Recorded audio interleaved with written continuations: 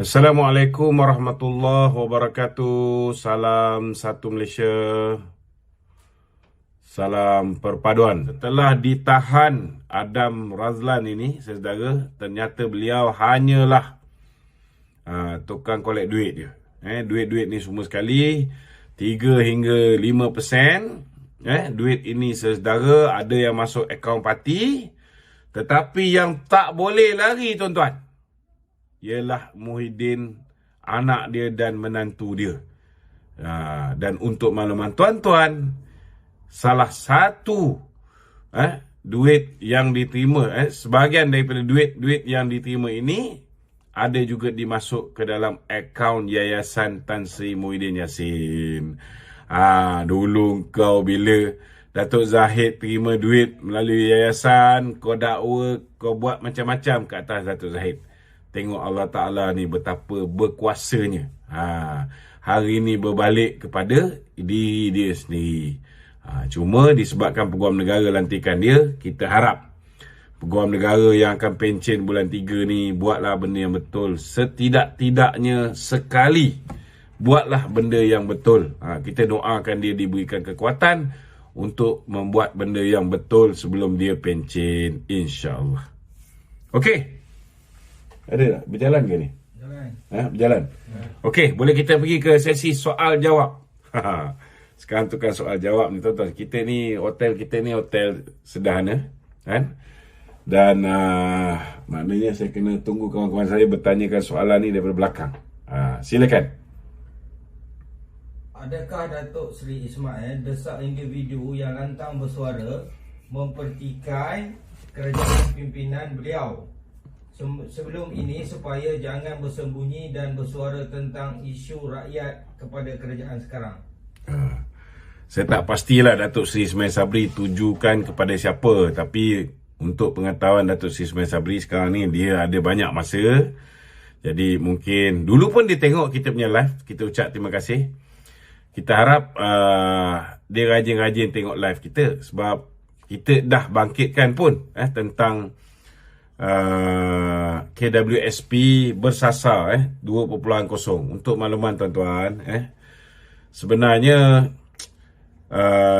kita tidak sangat beria, sebab kita tahu ketika Datuk Seri Ismail Sabri didesak untuk buat pengeluaran kedua, maknanya KWSP 2.0 sebelum belanjawan 2023, dan ada juga yang minta supaya dimasukkan di dalam manifesto Barisan Nasional.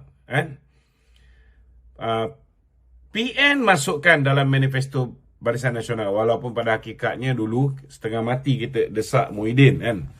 Tetapi pada ketika itu sendiri pun Datuk Seri Ismail Sabri dah tahu dah, kalau dia cek report daripada KWSP, dia ada alasan yang kukuh untuk tidak meluluskan buat kali kedua. Lagipun pada ketika itu, kalau tak silap saya, 81% pencarum-pencarum ni duit dalam akaun dia tinggal RM1,000 ke bawah. Cuba bayangkan, ada lebih kurang 81% duit dalam akaun KWSP dia kurang daripada RM1,000. Nak keluar lagi RM10,000 macam mana? Itu sebab kita pun tak berapa mendesak beliau untuk untuk pengeluaran kali kedua. Beliau tahu benda tu, dan kawan-kawan yang mendesak masa kali pertama beliau keluarkan tu pun tak melakukan pendesakan untuk pengeluaran kali kedua, walaupun selepas Tan Sri Muhyiddin mengumumkan dia akan memberikan KWSP bersasar. Kalau Muhyiddin ni kaki penipu ni, tuan-tuan, dia umum apa pun tak jadi apa. Kita tahu memang dia temberang saja. Tetapi ketika yang pertama tu, kita tak nafikan Dr. Ashraf Wajidi ada bangkitkan, saya juga ada bangkitkan, kan. Sebab kita tahu kita masih lagi boleh membantu rakyat pada ketika itu, kan, dan kita minta supaya dibantu.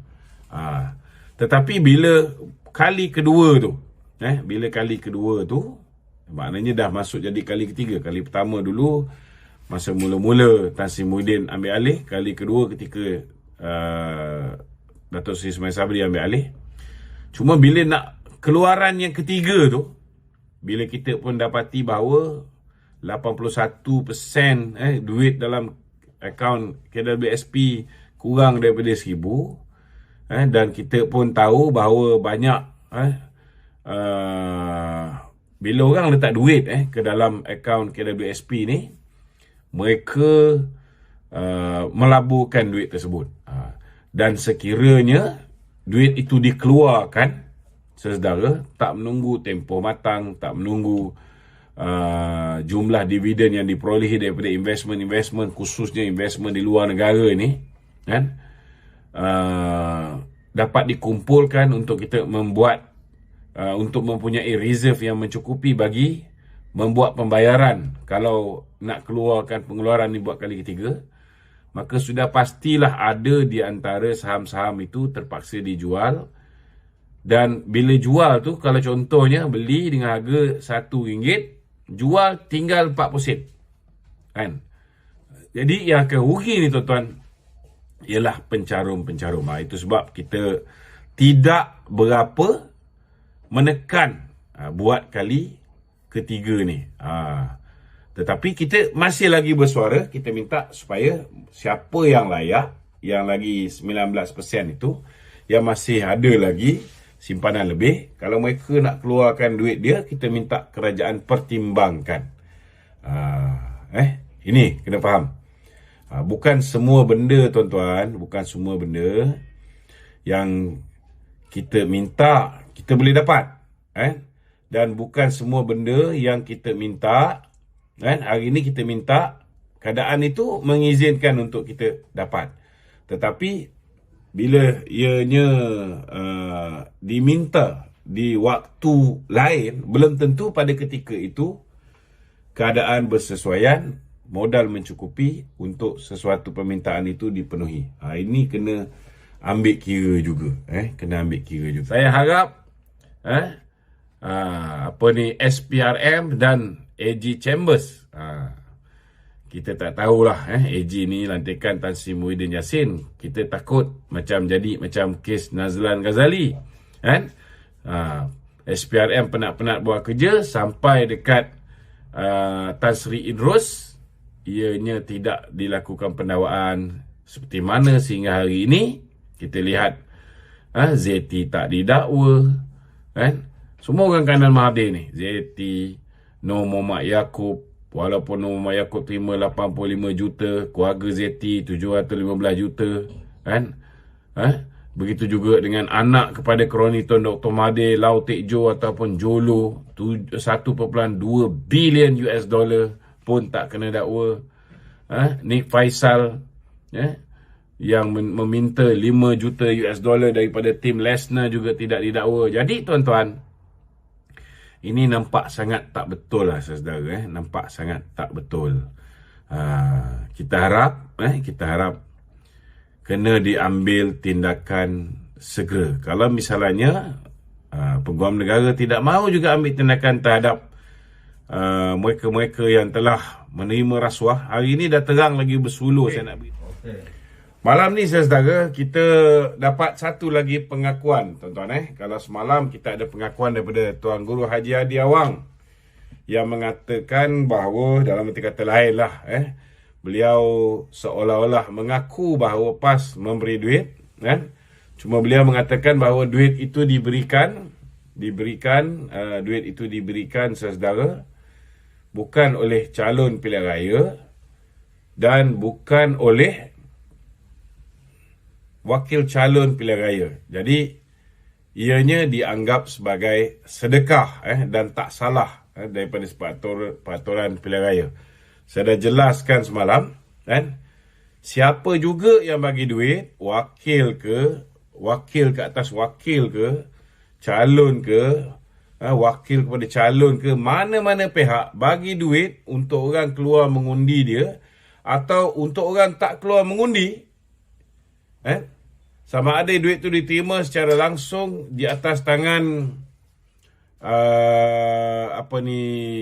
di atas tangan orang yang memberikan undi itu, ataupun di atas tangan orang yang menjadi wakil kepada orang yang mengundi, ianya salah. Ianya salah dari segi undang-undang. Boleh dihukum penjara sehingga 2 tahun penjara. Boleh didenda sehingga maksimum RM2,000 kalau didapati bersalah. Kan? Seseorang itu hilang kelayakan untuk jadi pemilih. Tak boleh jadi pengundi pun. Dan tidak boleh dicalonkan dalam pilihan raya. Dan kalau dia dah menjadi ahli parlimen ataupun ahli Dewan Undangan Negeri, kedudukan kerusi dia tu secara automatik kosong. Secara automatik kosong. Hari ni pula, seorang lagi yang kita pun tahu begitu dahsyat dalam usaha merasuah pengundi-pengundi di Larut, iaitu Setiausaha Agong Bersatu. Kan? Hari ini dia boleh keluar kenyataan mengatakan bahawa memberikan duit kepada pengundi tak salah. Bergantung kepada niat. Tuan-tuan, lepas ini semua orang yang pergi mencuri, kan, boleh lepas daripada penjara. Kalau Menteri Dalam Negeri ni, bekas Menteri Dalam Negeri ni, kalau bekas Menteri Dalam Negeri ni, saudara,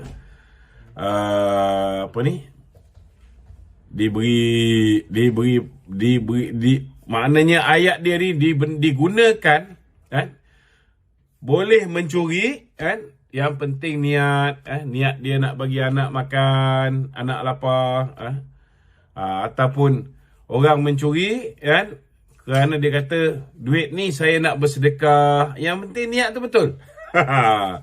Saya rasa ni, saudara, bukan setakat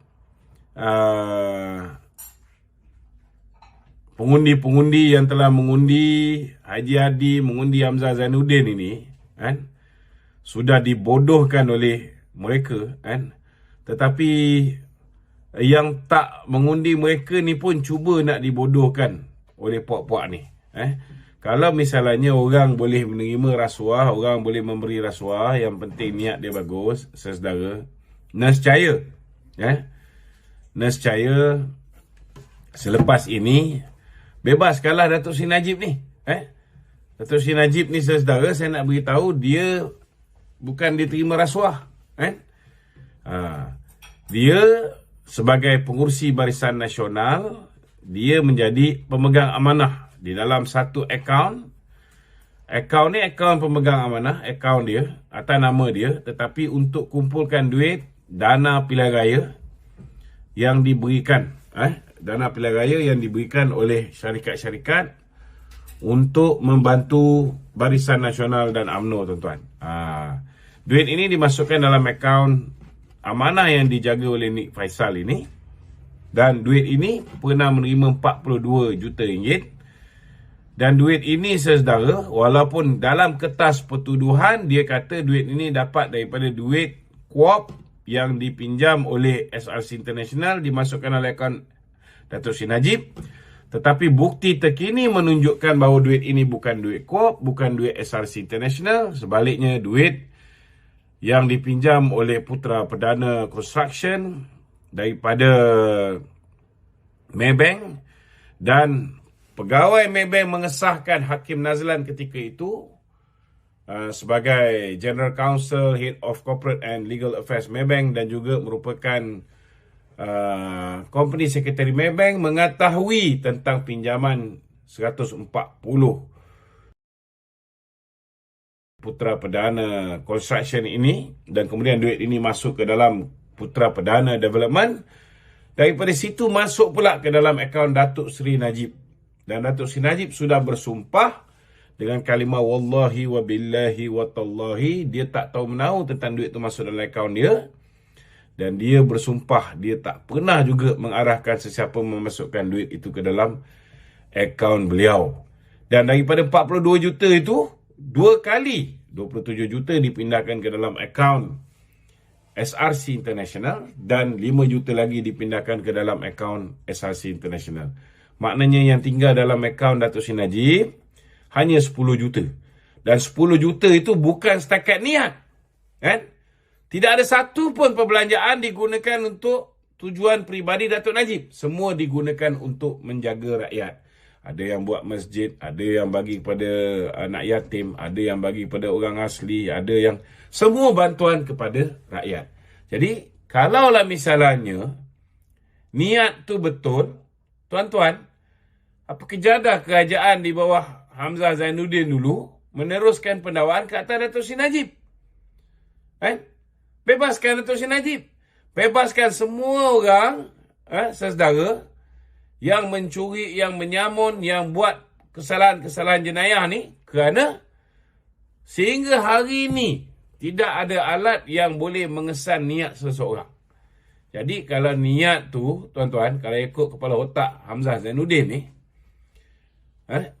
dia seolah-olah buat satu undang-undang baru, jenayah itu boleh dilakukan sekiranya dengan niat yang betul. Memang seronok lah tuan-tuan. Ini semua kluster-kluster mahkamah baru ni, kan?